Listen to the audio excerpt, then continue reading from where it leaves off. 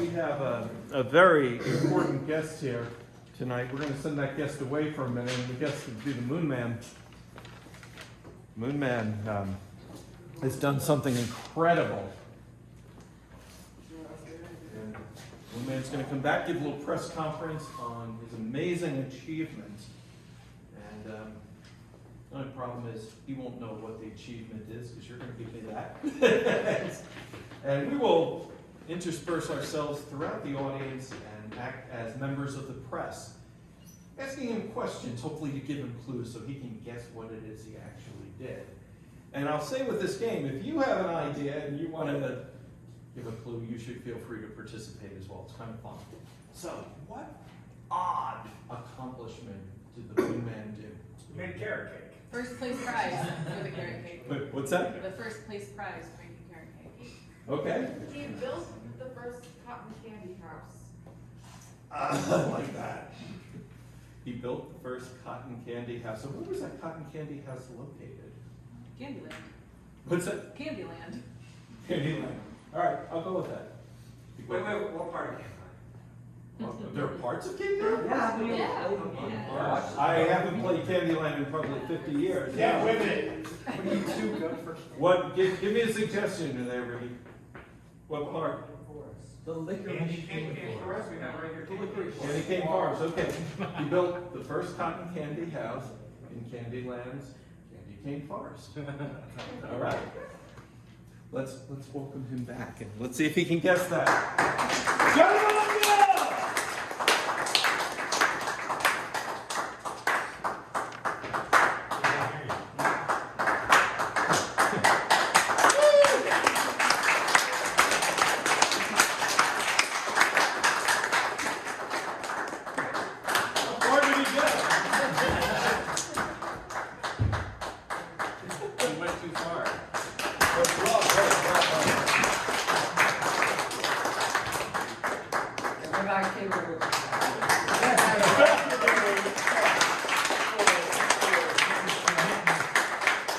Sorry all, I was in the can.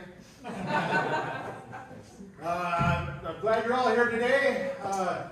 My publicist said I should ask some, or not ask, I should answer some questions. That's why they sent you here. I'm not good at asking them.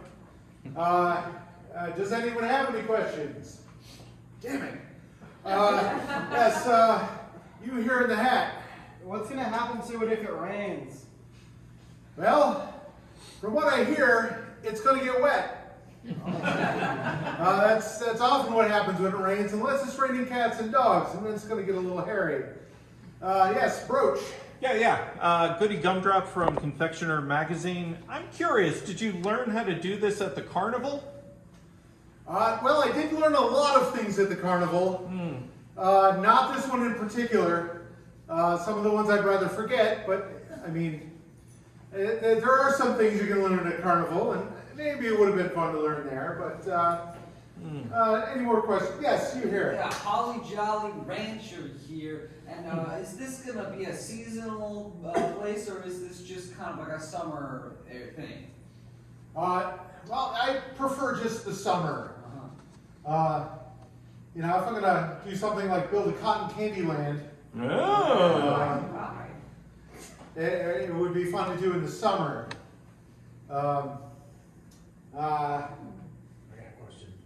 Yes. Fudgy McGee, or what kind of special tools did you need to do that thing with?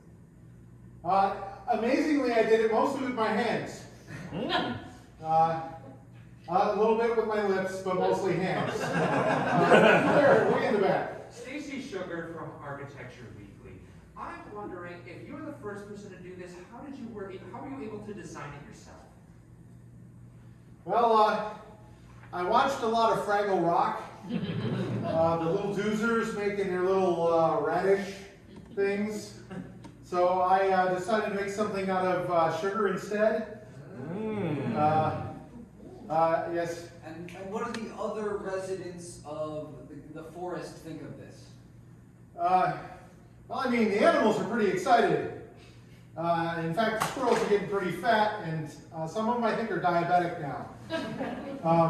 Yes. Yes, John Bovey here with the Daily Blabbity. Now, I understand that said you watched the new Wonka movie 27 times. Did that have anything to do with this idea? I had plenty to do. I mean, I was very inspired by that movie. I, in fact, tried to shorten myself to become an Oompa Loompa. But building a candy forest was a bigger priority. I got a question. Yes. Are you worried at all about the witches moving in? I mean, that is a good concern when you're building a gingerbread house in the woods. Bill Johnson with Clover Weekly. Yes. Could you explain how you did Trump's hair? Well, I took a candy apple, peeled that candy off, and just stuck it on there. He's completely bald. You just run a cat over that, and you're good. Yes, sir. Yeah, are you gonna have like any sweet rides you're gonna have in the front yard as well? I would like to have a little popsicle merry-go-round. Over here. Yeah, Bob Vila from Builder's Best Magazine. Are you sure this thing is structurally sound? It seems kind of flimsy to me. Well, I mean, if you're going to build something out of, you know, caramel core apples, you know, that kind of thing, there's always a risk with the heat melting it. But if you're having say a house, then it's a little smaller, a little sturdier. Carney Craftsman here from Yes. the Children's Carnival. Wanted to ask you, how did you decide on the color? Well, the color was mostly decided by the materials and what I could afford. I mean, I like a red house. Yes. Do you think you'll be seeing Mrs. Gumdrop come by for any late night visits in the same house? One can only hope. Yes, in far back there. Yeah, Detective Hans Gret from Missing Persons Unit. I'm wondering whether or not you were more interested in, why you were interested in this particular material. Why not something from a sheep or something more structurally sound? Well, I mean, figure the FBI is always looking at materials when you're building stuff, because they don't want you doing anything too sketchy. But, I mean, I was inspired by Hansel and Gretel to build this bread house in the woods out of... Yes. Princess Lolly here. I was wondering if you're planning on following the kingdom's HOA laws? I knew they'd come around.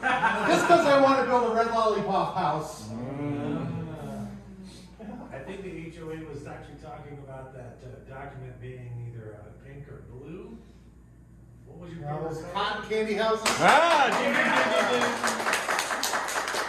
It's not my fault all those other materials didn't work. I tried them all. Yes. Yeah, and also from the Public Works Department, we're wondering about the location that you placed it. Now, we're wondering what you moved in order to put this in, and it wasn't a protected area, so what do you got to say for yourself? If no one saw me move it, it didn't move. Can you prove it was there? Good point. I'll put it on the table. Aren't you worried about having this so close to the Licorice Kingdom? Well, I feel as long as they're downwind, I'm fine. Yes, in the hat. This is Elves from Santa Magazine. You ever get hungry and just want to deforest the whole area?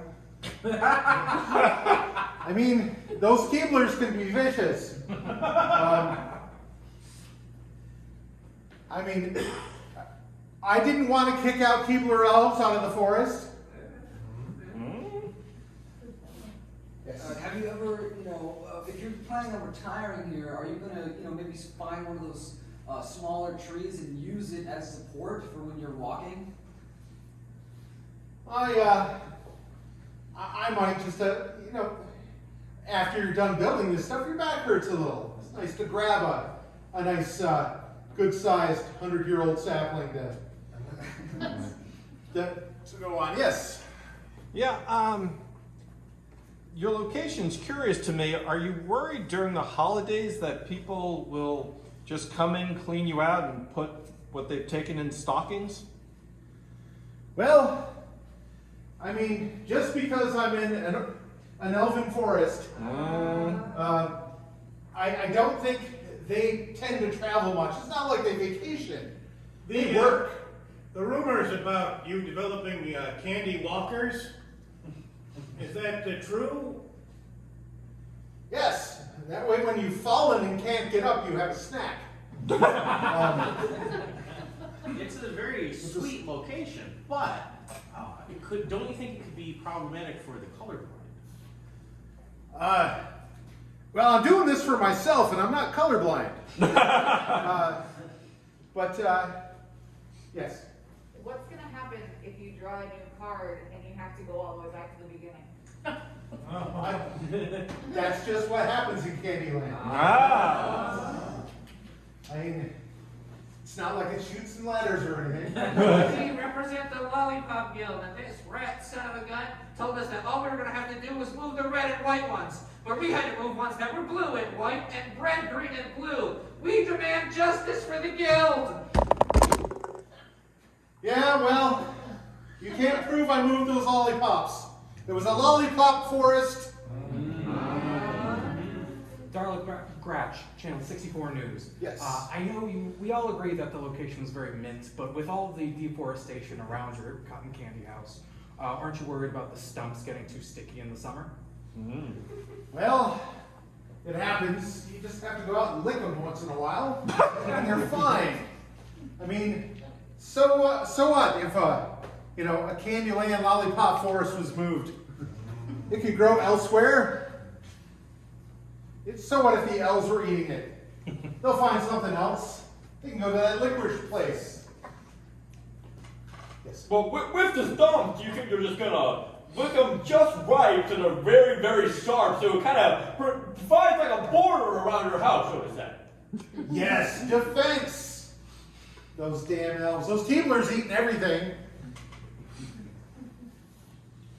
Yes. Yeah, Sandy Rain here from Sweet Support Magazine. I feel like there's definitely an adventure here for you, a business venture for you to be supporting people with these, with their balance based on your location.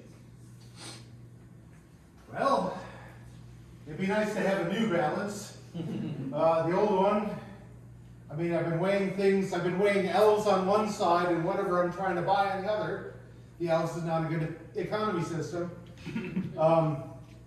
Yes. You keep bringing up the Keebler elves. Do you feel like their cousins up north are going to be really pissed off about what you're doing around here? Well, I mean, I'm pretty sure they've got to be related to Santa's elves. Because the Keeblers are making the cookies Santa's eating. So, I mean, if I moved one elf, I got to move both elves. Bill from Trading Magazine. You haven't answered the question about the witches. Are you also concerned about the barbers? Maybe the barbers might be coming in, stealing some of your land. No, I hit the candy cane forest. So Ah! You're going to be off my trail for years. All right, we're on. Finally. All right. Yeah. So you know what you did now? What? I moved a candy cane forest and built my cotton candy house. You're in the ballpark. Yeah. Displaced those damn elves. You did a lot of Pissed bad off stuff. others. You did. The EPA is going to be on your ass. You really did. You did wrong.